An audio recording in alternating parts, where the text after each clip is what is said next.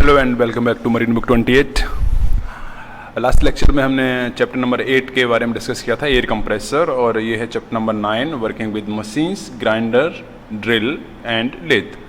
This chapter belongs to workshop practicals. Okay, ये जो chapter है वो वर्कशॉप से बिलोंग करता है। इसमें जो भी चीज़ आपको पढ़ाई जाएगी, जो भी कुछ सिखाया जाएगा, वो सारा का सारा कुछ आपको वर्कशॉप में काम आने वाला है। जब आप प्रैक्टिकल करते हैं जीपी रेटिंग का, उस टाइम पे ये सब जो भी चीज़ें इस चैप्टर में दी गई हैं वो सब उसी टाइम पे यूज़ की जाती हैं। ओके, एंड इसमें बहुत सारी चीज़ें ऐसी हैं जो आपको बहुत ही ध्यान से सीखनी है, क्योंकि जो एग्जामिनर्स होते हैं, जो भी सर्वेयर्स आते हैं बाहर से आपके एग्ज़ाम के लिए, वो इन सब चीज़ों को बहुत ही बारीकी से नोटिस करते हैं। तो आप ध्यान से इस चैप्टर को पढ़िए। नोट्स बनाने के लिए पेन और पेंसिल और नोटबुक, जो भी आप जहाँ भी नोट्स बनाते हैं उसको अपने पास रख लीजिए,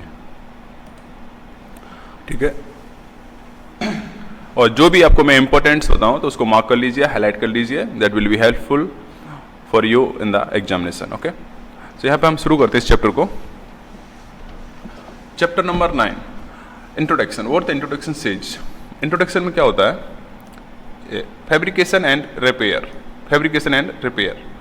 पहले तो आपको ये पता होना चाहिए कि फैब्रिकेशन क्या होता है, फिर उसके बाद में रिपेयर क्या होता है। तो यहाँ पे इनकी डेफिनेशंस दी गई हैं। फैब्रिकेशन, रिपेयर क्या होता है, ओवरहॉलिंग क्या होता है और मेंटेनेंस क्या होता है। यहाँ पे ये जो ये सब चीज़ें हैं, ये सब सिर्फ जहाज में हम करते हैं ये सब काम। ओके, तो फैब्रिकेशन के बारे में पहले पढ़ लेते हैं। एक बार मैं रीड कर लेता हूँ, आप भी अपनी बुक में देख लीजिए, यानी तो स्क्रीन पर देखते रहिए। Fabrication means to manufacture, create और produce something new by machining, cutting, joining और assembly। क्या होता है फैब्रिकेशन? किसी चीज को प्रोड्यूस करना, बनाना, मतलब किसी को नया चीज बनाना। ओके, फॉर एग्जांपल आपको एक टेबल बनाना है। अब आप अगर टेबल बनाएंगे तो आपको क्या चाहिए? लकड़ी चाहिए। ओके, मेटल की रॉड चाहिए जिससे आप उसकी लेग्स को रेडी कर सकेंगे। वेल्डिंग मशीन चाहिए। ओके, तो क्या होता है, बहुत सारी चीज़ें, मशीन और मटेरियल, ये सब चीज़ को मिला के हम किसी नए चीज़ की उत्पत्ति जो करते हैं, में से नया कुछ प्रोडक्ट प्रोड्यूस करते हैं, उसको हम बोलते हैं fabrication. What are the things are required. क्या क्या चीज़ चाहिए होती है फैब्रिकेट? जो मैंने बताया, स्पेयर पार्ट्स चाहिए होंगे, component and using the metal cutting machine and welding. समझ में आ गया? तो फैब्रिकेशन कुछ नहीं है, किसी को नया कुछ जनरेट करना, नया आइटम प्रोड्यूस करना, इसको बोलते हैं फैब्रिकेशन। ओके, उसके बाद में होता है रिपेयर। अब रिपेयर क्या है? जब हमने कोई मशीन को प्रोड्यूस किया, नया मशीन बनाया, अब वो मशीन रनिंग कंडीशन में आएगा। जब रनिंग कंडीशन में आएगा तो उसमें ब्रेकडाउन्स होंगे, टूट फूट हो सकती है, कुछ चीज़ खराब हो सकती है, तो उसको हम रिपेयर करेंगे। ओके, वापस से उसको रनिंग कंडीशन में लेके आएंगे, इसीलिए इसको बोलते हैं हम रिपेयर। नेक्स्ट दिया हुआ है ओवरहॉल। ओवरहॉलिंग क्या होता है? Means the opening of the machines and components for cleaning, inspection, calibration and parts, checking the cleanness, lubricating and if necessary replace of the repair the parts. There is a difference between repair and the overhaul. Okay, repair and overhaul में difference बहुत है। देखिए, repair क्या होता है? आप अपनी bike चला रहे हैं। ओके, अब बाइक चलाते चलाते अचानक से रुक गई, बाइक चलाते चलाते अचानक से रुक गई, तो क्या करेंगे? मशीन खराब हो गई आपकी, अब उसको आपको रिपेयर करना पड़ेगा। उसके बाद में एक होता है ओवरहॉल। अब ओवरहॉल क्या है? बाइक तो सही है, लेकिन जो आप सर्विस पे दे रहे हैं, सर्विस सेंटर पे जब दे रहे हैं, तो वो दे रहे हैं आप मेंटेनेंस करने के लिए। और ओवरहॉलिंग में क्या होता है कि कोई मशीन है, कंडीशन में है, लेकिन फिर भी एक रनिंग टाइम होता है कि भाई इतने घंटे बाद में या इतने किलोमीटर के बाद में या कैसे भी इस मशीन को हमको वापस से ओवरहॉल करना है, चेक करना है, इसमें कुछ कमी तो नहीं आई है। Okay, maintenance means of the restore machinery, equipments और स्पेस टू इट्स ओरिजिनल और close to original state, maintain. Okay, machine को वापस से ओवरहॉल, मतलब ओवरहॉल कर लिया, पूरी मशीन खोली, वापस से बंद कर दी, चेक करने के बाद में फिर उसको मेंटेन करेंगे, वापस से उसको उसके ओरिजिनल शेप में बॉक्स अप कर देंगे। ठीक है, तो ये तो बेसिक डेफिनेशंस थी आपकी फैब्रिकेशन, रिपेयर एंड ओवरहॉल की। एंड उसके बाद में हम देखते हैं नेक्स्ट पैराग्राफ यहाँ पे।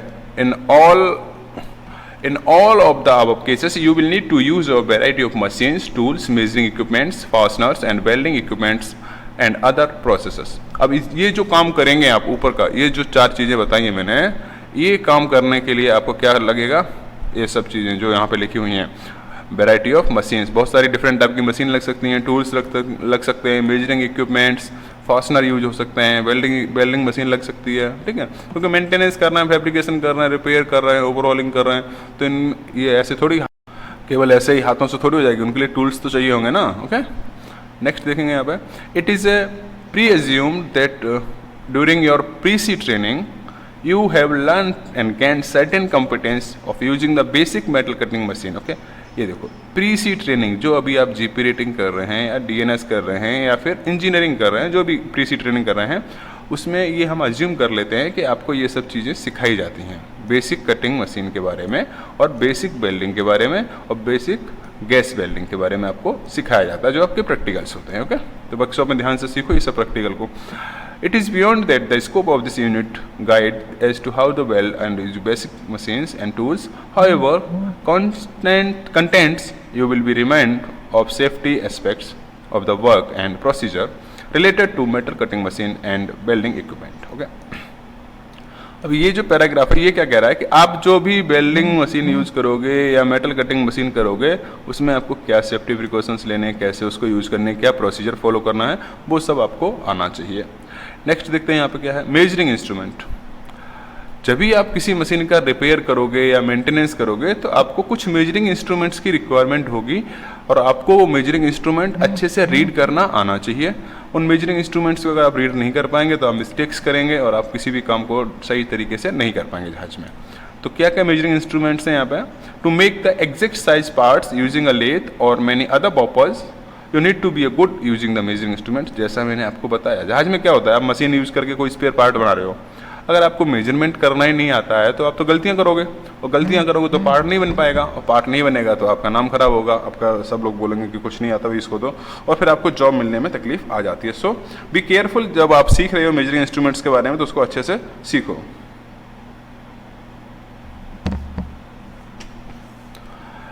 नेक्स्ट, अब यहाँ पे मेजरिंग इंस्ट्रूमेंट क्या क्या होते हैं, calipers, okay, steel ruler, vernier caliper, micrometer and depth gauge. ये सब चीज़ें हैं, इनको हमने डिटेल में पढ़ा था चैप्टर नंबर 3 में या फिर 1 में, वो आप वीडियो देख लीजिए जाके कौन सा चैप्टर है वो.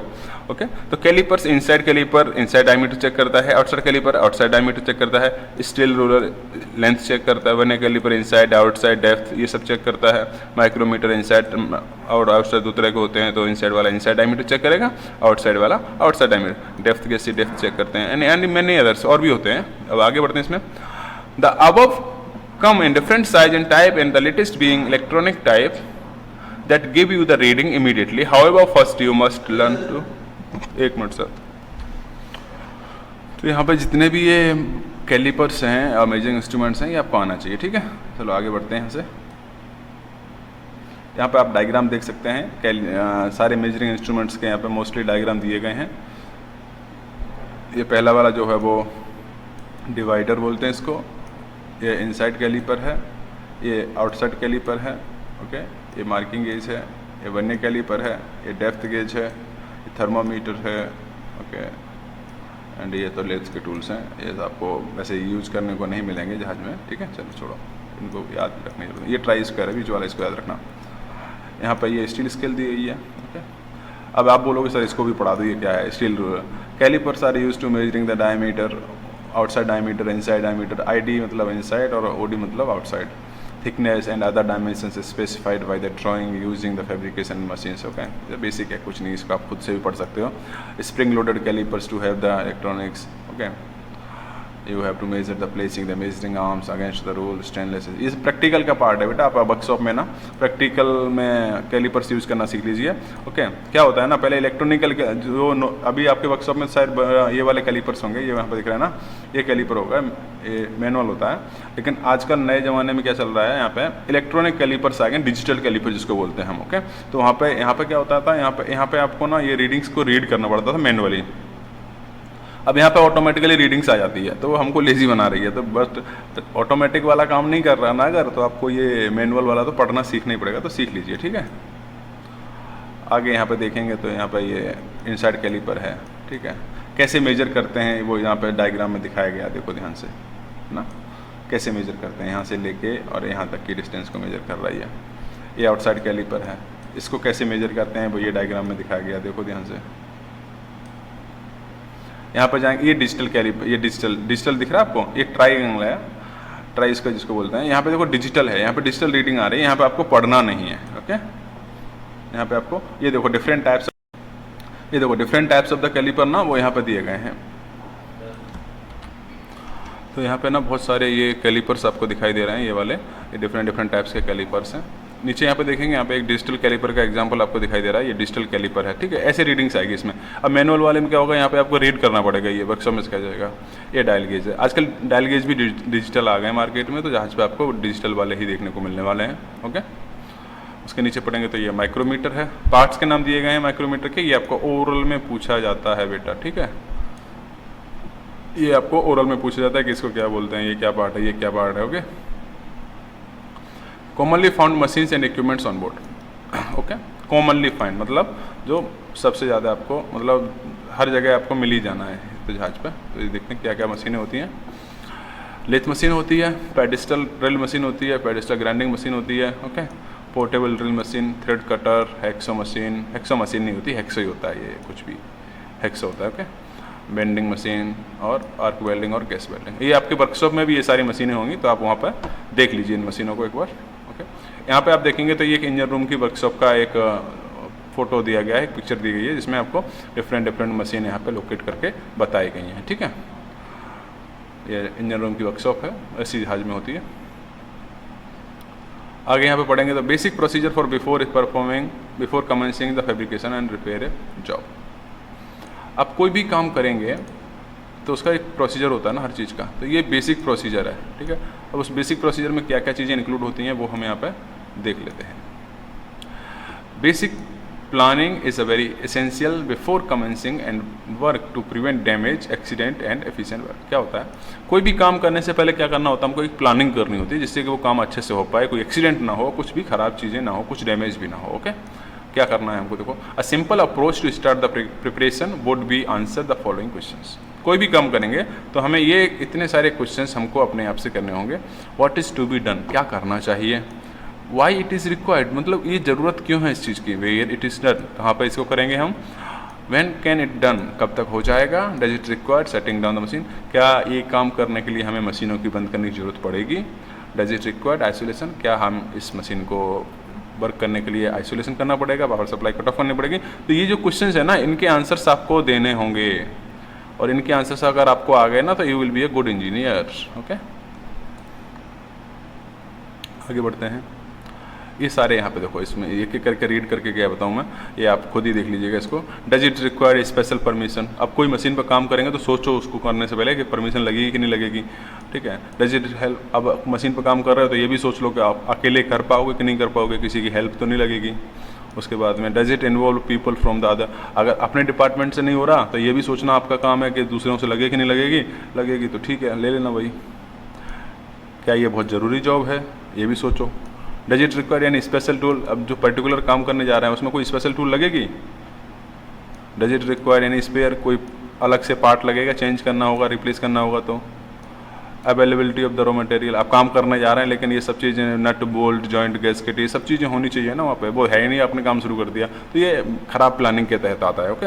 अगर आप अच्छी प्लानिंग कर रहे हैं ना तो ये सारे क्वेश्चंस का आंसर आप एक बार अपने आप से करो, खुद से करो, और आपको देखना सक्सेसफुल जॉब कंप्लीट होगा आपका। Does it involve work on the हल स्ट्रक्चर, हल पे काम करना है, नीचे करना है क्या नहीं करना ना, तो वो सब चीज़ें ध्यान रखो। ये सारे पॉइंट हैं, कुछ भी इसमें ऐसा नहीं है कि आपको एक क्वेश्चन आपको करना जरूरी है, ठीक है। आगे बढ़ते हैं। यहाँ पे पर्सनल सेफ्टी मोस्ट इंपॉर्टेंट है, ये आपको ऑनलाइन एग्जाम में ओरल में हर जगह पूछ लिया जाता है, पर्सनल सेफ्टीज, ठीक है। पहला point, report any accident however small immediately, okay. क्या कर, डूज, ये लिखा ना डूज, इसका मतलब आपको क्या करना चाहिए, क्या करना चाहिए इस पर ध्यान दो पहले, ओके। क्या नहीं करना चाहिए वो हम नीचे पढ़ेंगे यहाँ पे, तो हमें पहले देखना क्या करना चाहिए जहाज में आपको। तो report any accidents however small immediately, कोई भी एक्सीडेंट हो चाहे वो छोटा से छोटा हो बड़ा से बड़ा हो, आपको इमीडिएटली रिपोर्ट करना है। वियर सेफ्टी ग्लासेस ऑलवेज, हमेशा सेफ्टी गॉगल्स पहन के रखने हैं। वियर सेफ्टी शूज़ पहन के रखने हैं। वियर योर ओवरऑल, जो बॉयलर सूट होता है जिसको ओवरऑल बोलते हैं, उसको बंद करके बटन लगा के रखने हैं। रोल अप द स्लीव्स और बटन अप द कफ्स, जो कफ्स होती हैं ना, बाजू होती है ना, बहुत सारे लोग ऐसे खुले छोड़ते हैं, नहीं, उनको या तो पूरा रोल कर लो ऊपर की तरफ या फिर उनके बटन लगा लो। बाल छोटे रखने हैं, कैप पहननी है हमेशा है, मतलब हेलमेट पहनना है।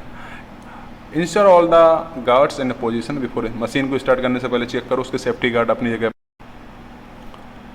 उसके बाद में check that the work area is clear, काम शुरू करने से पहले मशीन से वर्क एरिया साफ सुथरा होना चाहिए, क्लीन होना चाहिए। Ensure everything is properly secured before starting the machine, machine start करने से पहले सब कुछ सिक्योर है कि नहीं है वो देखो। इंस्पेक्ट सीलिंग्स, सीलिंग्स चेक करो फॉर वियर एंड टीयर के लिए, okay. Use the correct type of the size of the ceilings, correct size का सीलिंग्स यूज करना किसी चीज़ को उठाने के लिए, ओके। तो ये सब चीज़ें मायने में रखनी है, ये आपको करना है। क्या नहीं करना है वो यहाँ पर डिस्कस करते हैं। अच्छा यहाँ पर और रह गया थोड़ा सा, रुको।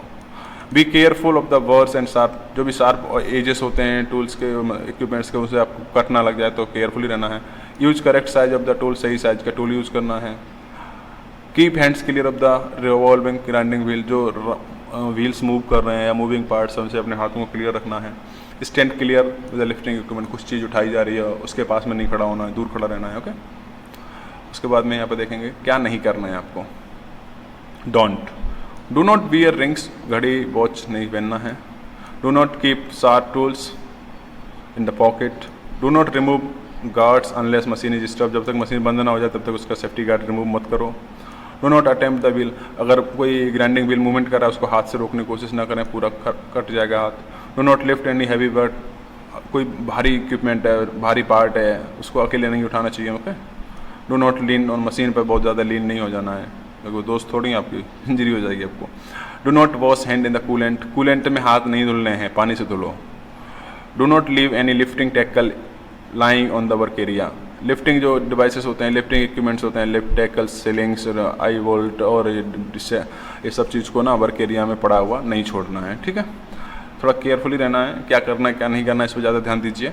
और यहाँ तक के लिए आज का लेक्चर ख़त्म करते हैं क्योंकि बहुत बड़ा वीडियो बन जाएगा, ये तो पूरे बड़ा चैप्टर है काफ़ी।